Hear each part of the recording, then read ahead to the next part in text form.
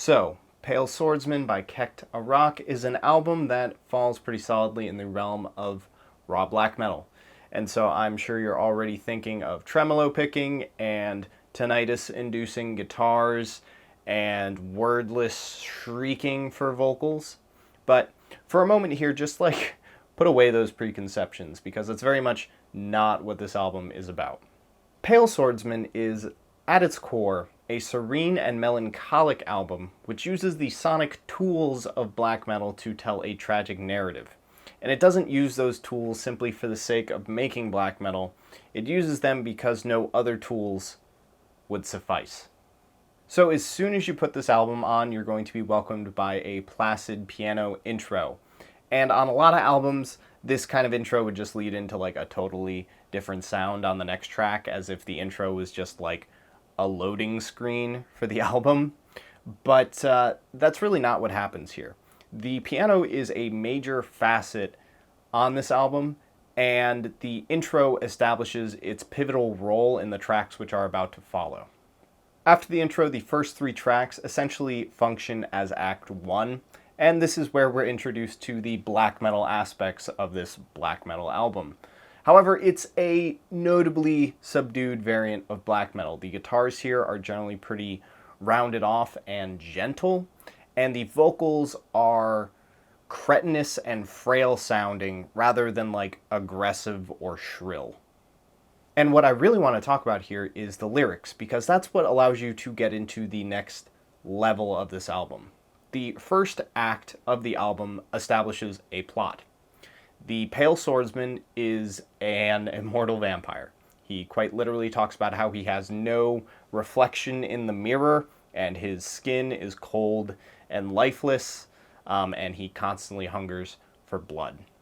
In the first couple tracks, the Pale Swordsman sings about visiting a garden at night where he visits the grave of a former lover of his before stopping at a grove of ancient trees, where he then prays that he be allowed to die in order to escape his vampiric curse. And then the final line of the first act is "Wandering in the dark, Pale Swordsman," which is actually a line that's repeated several times through the album.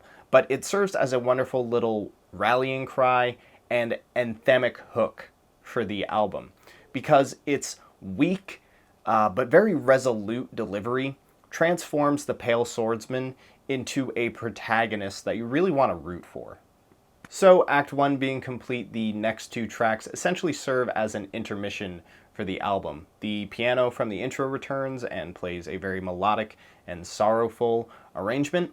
And now that the Pale Swordsman has been established as the protagonist, it evokes some very strong imagery of the vampiric Pale Swordsman sitting alone in a gothic tower or something of the sort, playing this sad melody for himself.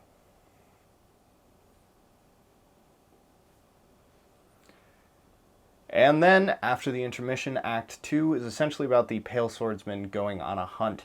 And there are some lyrics here about how he regrets the things he does, but also seems to have no choice in the matter due to his condition and the poisonous thoughts, as he calls them, that drive him to do this. Then, in what is definitely the standout track of this album, and the closer, Swordsman, we finish the album on a lament, where the Pale Swordsman sings over the piano we've heard in the intro and the intermission, and he talks primarily about ridding himself of evil, but it's sung in such an empty and hopeless fashion that it seems more like an idle wish than something he's actually planning to do. It's not a plan of action, as I take it. And thus this track doesn't actually seem to be any kind of denouement. It doesn't resolve the central conflict of the album or show how the swordsman rids himself of his curse. It just kind of ends on the same sort of piano melody with which it began, which causes the album to loop quite nicely, which perhaps symbolizes the limbo in which the swordsman must live, where he spends his nights wandering the cold wastelands in search of prey, and spends what other hours there are playing his piano. However, there are absolutely many other inferences to be made from Act 2, and I've just given my interpretation. You could certainly justify that perhaps the swordsman kills himself by staying out while the sun rises, and the final track is actually him coming to terms with this really being his only option. So, either way, part of the joy of this album is definitely interpreting the narrative for yourself. Okie dokie, summary time. Unlike a lot of other black metal albums, Pale Swordsman is not raw for the sake of being raw. Rather, it approaches its lyrics like a work from the Romantic era of poetry, and it strives to capture an aesthetic with its soundscapes, which suits that. And as much as that aesthetic might include the traditional iciness of black metal, its primary goal is one of antiquity.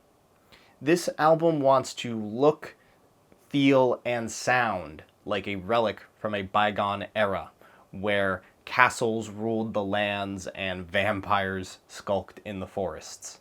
And the remarkable aspect is how well all of these elements come together. The raw production makes this album sound like it was recorded 100 years ago, and the passé poetry feels like reading a work from Edgar Allan Poe. And then lastly, in the place only black metal can go, the menacing instrumentation and agonized vocals present the Pale Swordsman as a protagonist and figure which you not only fear, but also very much pity.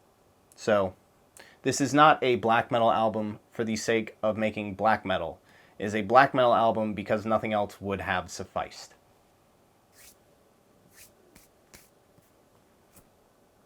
Alright, that is all I've got.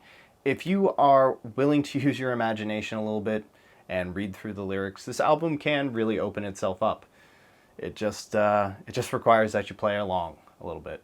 I hope you enjoy this album if you decide to give it a try, and if you've already listened to it, then I hope I have offered some insight or, I guess at least a different perspective. So, that's it. I'm done. Thanks for watching.